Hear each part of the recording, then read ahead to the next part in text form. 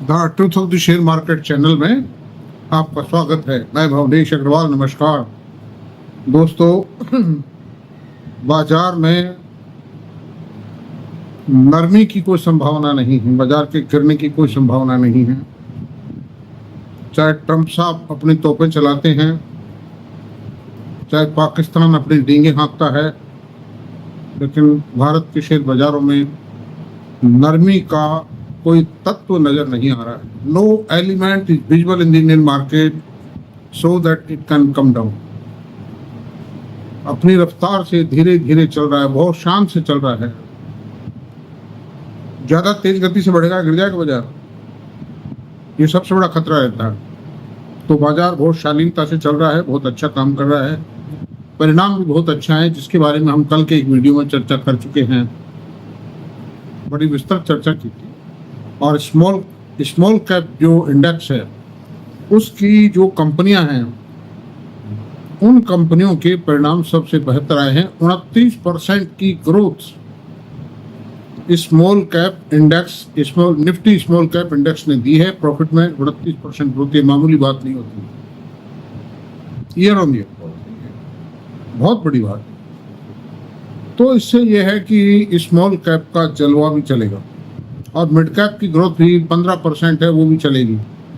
Nifty small cap की growth है 16% है, वो भी चलेगा, दौड़ेगा।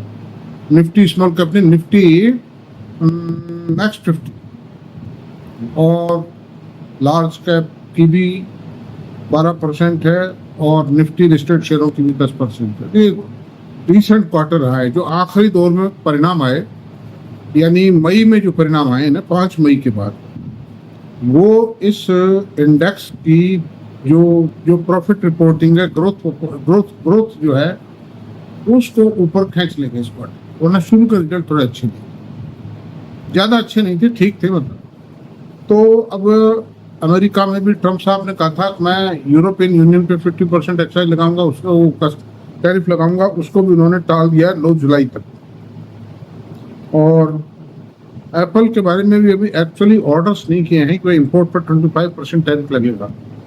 एप्पल के मतलब जो मोबाइल फोन्स हैं, सैमसंग पे, इन पे इनको विचार करना पड़ेगा, बिकॉज ये बर्डन पब्लिक को अफोर्ड करना पड़ेगा।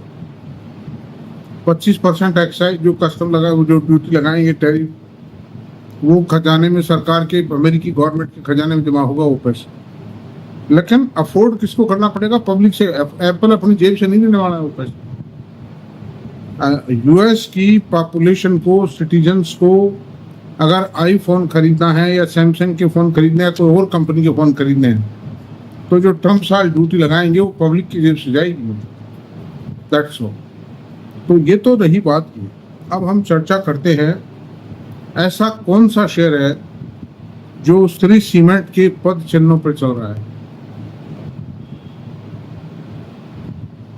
ये खोज निकालना कोई आसान काम नहीं है, और ये कोई हास्यास्पद बात भी नहीं। कौन सा शेयर ऐसा है जो जेके सीमेंट बनने वाला है? भाई नहीं, जो श्री सीमेंट बनने वाला है।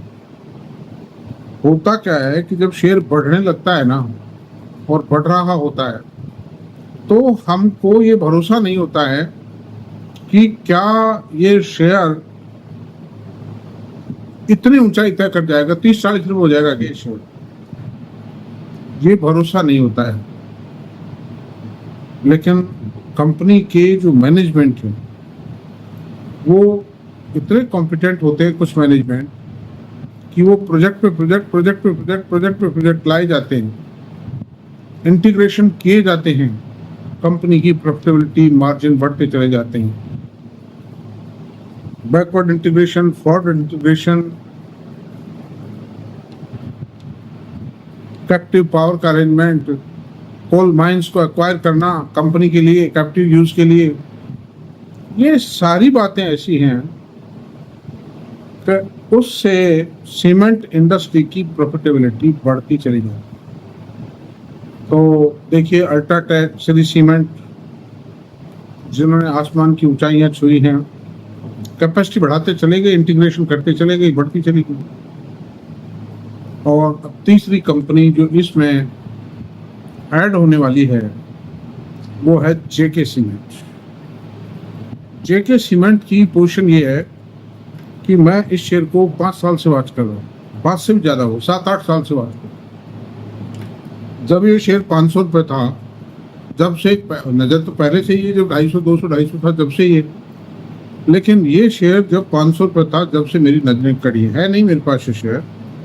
खरीदा एक आध बार, बेच दिया, खरीदा बेच दिया, इस पर कर दिया।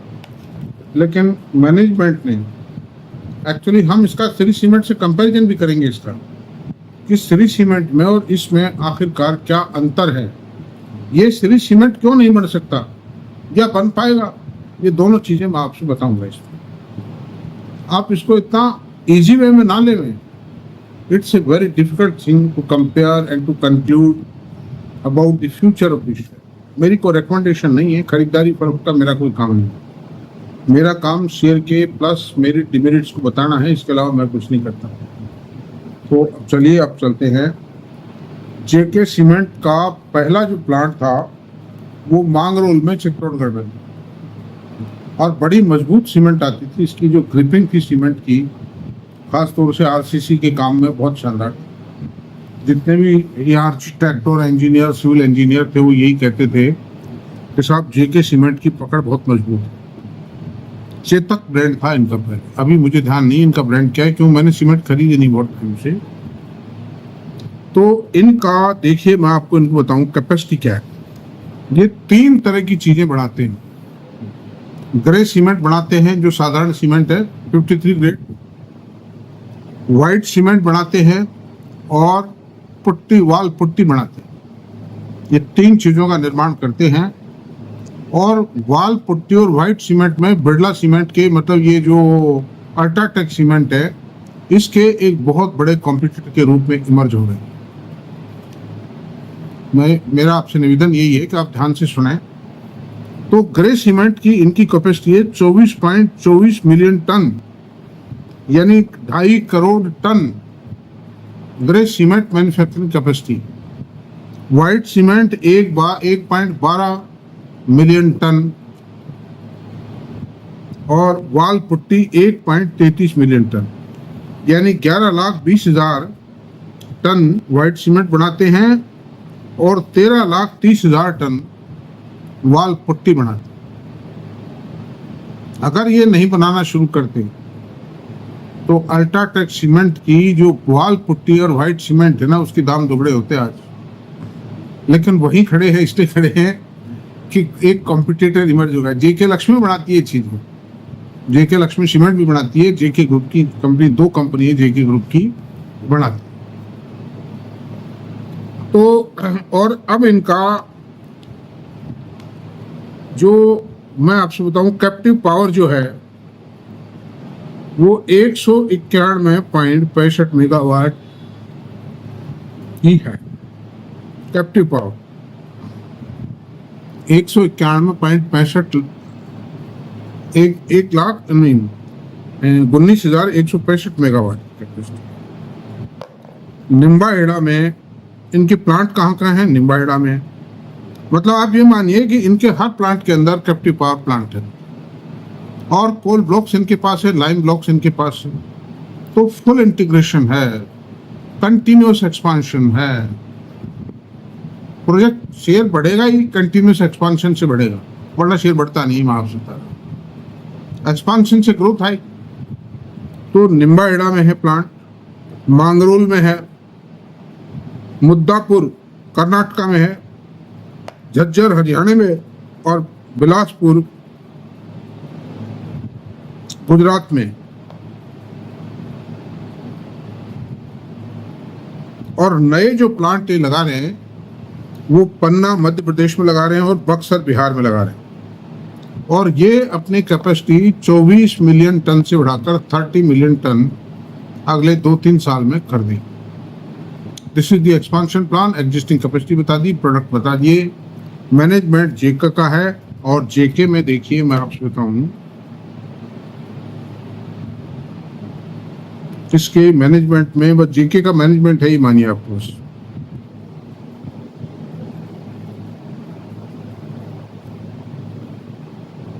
सुशीला देवी सिंघानिया,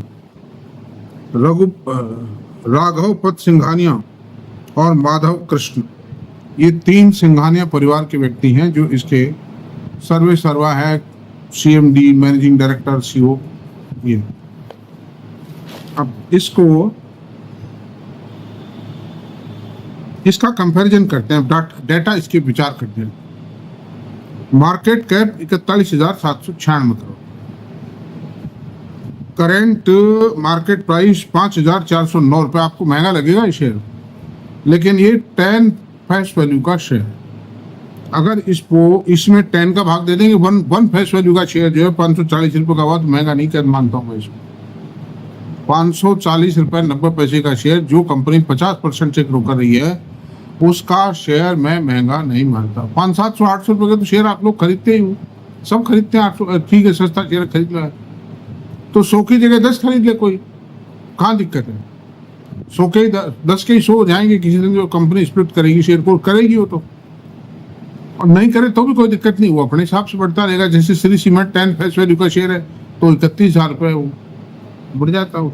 इक्विटी छोटी है, 77 करोड़ की इक्विटी इस कंपनी की, और उसकी श्री सीमेंट की 31 करोड़ 36 करोड़ है, तो उससे डबल ही तो हुई, और उससे आधी इसकी कैपेसिटी है। लेकिन कैपेसिटी आधी से भी ज्यादा इसलिए माननी पड़ेगी कि ये वैल्यू एडेड प्रोडक्ट बनाते हैं, व्हाइट सीमेंट और वाल पुट्टी, तो आधी से भी ज्यादा इनकी कैपेसिटी होगी। ऐसी सूरत में इस शेयर का मार्केट वैल्यू कम से कम 7,500-8 हजार रुपये बनता है अभी एट प्रेजेंट, क्योंकि ग्रोथ इतनी जबरदस्त ग्रोथ आई है इस क्वार्टर में, वंडरफुल ग्रोथ है। 64% प्रॉफिट ग्रोथ आई है। आप देखिए, प्रोजेक्ट पूरे होते जाते हैं, ग्रोथ आती जाती है। तो अब मैं आपसे बताता हूं, हाई लो 3639 रुपए से 6100 रुपए के बीच में रन किया इस शेयर ने, तो 6100 हो ही चुका था ये, और अकॉर्डिंगली ग्रोथ भी आ गई, तो ये शेयर और बढ़ सकता है। कोई गारंटी नहीं है, कोई रिकमेंडेशन भी नहीं है मेरी खरीद की। Price earning ratio 52.9, book value 788 रुपए है, डिविडेंड यील्ड 0.27% है, ROC 13.9% है, ROE 138 रुपए और फेस वैल्यू 10 रुपीज। 5 ईयर्स में 1168 से 5409 रुपये हो गया, यानी कि 5 गुना से थोड़ा सा कम है। बताएं, एग्जैक्टली बताएं। 5409 रुपये अपॉन 1168, 4.63 टाइम हो गया 5 साल के अंदर। बहुत बड़ा एप्रिसिएशन है, और ये कंपाउंड होके ये तो 20 गुना हो जाएगा 10-11 साल में, 15 गुना तो हो ही जाएगा, मान लो आप कंपाउंडिंग सिस्टम से। अब मार्च, ये क्वार्टरली रिजल्ट से विचार करते हैं। सेल्स जो है 3106 रुपए की आई थी मार्च 24 में, मार्च 25 में कितनी आई? 3581 रुपए की, 3581 करोड़ रुपए की। ऑपरेटिंग प्रॉफिट मार्जिन 18% से 21% हो गया है। नेट प्रॉफिट 220 करोड़ से 361 करोड़ रुपए, 64% की ग्रोथ आई है प्रॉफिट में। और अर्निंग क्या है कि मतलब इसलिए कि लास्ट ईयर सीमेंट की प्राइसेस गिरी हुई थी, but now the cement prices have picked up. Earning per share 28 रुपए थी मार्च 24 में, इस क्वार्टर में 46.464 है। इसको 4 से मल्टीप्लाई कर दीजिए, 190 रुपए की ईपीएस आती, 188 रुपए की ईपीएस आती। हालांकि अभी ईयर एंड पे 100 रुपए 112 रुपए कुछ ऐसे दिखाई दे रही है, वो भी करेंगे विचार पे, लेकिन यूरोप तो अब हुआ है ना भाई, तो 200 रुपए की ईपीएस है, इसलिए 25-26 का ईपी रेशियो आता है, 51-54 का नहीं आता। वो शेयर मार्केट अग्रिम नंबर देता है, एडवांस देता है नंबर। अब आप ये देखिए कि सेल्स की बात करते हैं, नहीं क्वार्टरली P&L की बात करते हैं, एनुअल रिजल्ट्स 2021, 24 और 25 कितना बड़ा फर्क पड़ा है कंपनी में। आप देखिए 5 साल सेल वैल्यू 2021 में थी 6,606 करोड़, सन 2024 में 11,556 करोड़ रुपए हुई, 2025 में 11,879 करोड़ रुपए हुई। ऑपरेटिंग प्रॉफिट मार्जिन 24 करोड़ था, 24% था, फिर 24 में गिर के 18 गया, क्योंकि लास्ट ईयर सीमेंट की प्राइसेज डाउन थी काफी, और अब फिर वापस फिर अभी भी 17% है, क्योंकि ये पहला क्वार्टर है जब सीमेंट प्राइसेज ने पिकअप किया है। इस क्वार्टर में तो आप देखिए कि 21% ग्रोथ आई, प्रॉफिट मतलब मार्जिन रहे 21% के, है ना। तो ऐसी सूरत में ये 17% का मार्जिन करंट फाइनेंशियल ईयर में कम से कम 21 या 22 करे। और ये अकेली कंपनी है मैं समझता हूँ इंडिया में, श्री सीमेंट का तो मुझे ध्यान नहीं क्या है मार्जिन, जो इतने शानदार मार्जिन दे रही। अल्ट्राटेक का जो ईबिटा मार्जिन है वो 16-17% से ज़्यादा नहीं, समझे साहब, जो कि बहुत शानदार, बहुत बड़ी कंपनी है, लार्जेस्ट कंपनी है। अब नेट प्रॉफिट है 703 करोड़ था 2021 में, 24 में गिर के 416 करोड़ रुपए गया, अभी 790 करोड़ रुपए। अगर ईयर ऑन ईयर ग्रोथ इसकी चेक करते हैं, कैलकुलेट करते हैं, तो प्रॉफिट ऑलमोस्ट डबल हो चुका है लास्ट ईयर के मुकाबले। लेकिन लास्ट ईयर के प्रॉफिट को हम नहीं मानते। Now the company has come on the track. Compounding sale की कंपाउंडिंग 5 साल, 3 साल और 1 साल की बताता हूँ। 15% है 5 साल में, 3 साल में 14% और 1 साल में 3%। इवेंट प्राइस डाउन के कारण ग्रोथ नहीं आ पाई थी, लेकिन अब जबरदस्त ग्रोथ है। ये क्वार्टर से शुरू हो गया काम। प्रॉफिट की ग्रोथ 9% 5 साल में, 3 साल में 4% और 1 साल में 1%। यो भी बात है, डाउन थी मतलब इसलिए नहीं आई, बाकी अब आएगी। अब शुरू हो गया काम। शेयर प्राइसेज में ग्रोथ कितनी आई? बाजार नंबर देता है भविष्य की संभावनाओं पर। जो शेयर भविष्य में, जिसमें शेयर में अच्छी संभावना है, उस शेयर को मार्केट नंबर दे डालता है।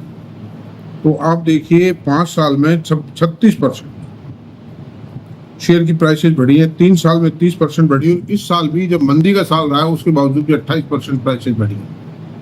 ये तो 61 तो क्या था, गिर के आया 51-52 पर। इक्विटी 77 करोड़ है, रिजर्व 12 करोड़ रुपए है, अदर लाइबिलिटी 4564 करोड़ रुपए, फिक्स एसेट 9519 करोड़ है, capital work in progress 1300 crore रुपए का। ये काम भी पूरे होंगे तो इनका भी रिफ्लेक्शन आएगा वर्किंग के अंदर, जो वर्क चल रहे हैं। और investment 601 crore, other assets 5244 crore. तो ये बैलेंस शीट की बात है। और होल्डिंग जो है इसकी 45.68 तो मैनेजमेंट के पास, ये भी अच्छी होल्डिंग है। मैनेजमेंट बेचेगा नहीं इसमें से, क्यों बेचने से माइनॉरिटी में आ जाती है, नहीं बेचेगा। एफएफआई 16.14%, ये स्लाइड सा घटा है। एफआई सेलर थे बहुत लंबे टाइम तक। डीआईआई ने 24.50% है, डीआईआई ने खरीदा, यानी जितना माल एफआई ने बेचा वो डीआई ने खरीद लिया, खत्म था। और पब्लिक के पास भी 13.68 है, जो भी स्लाइड 0.01% घटा है। तो और 13,428 शेयर होल्डर्स हैं, कोई ज़्यादा शेयर होल्डर भी नहीं है।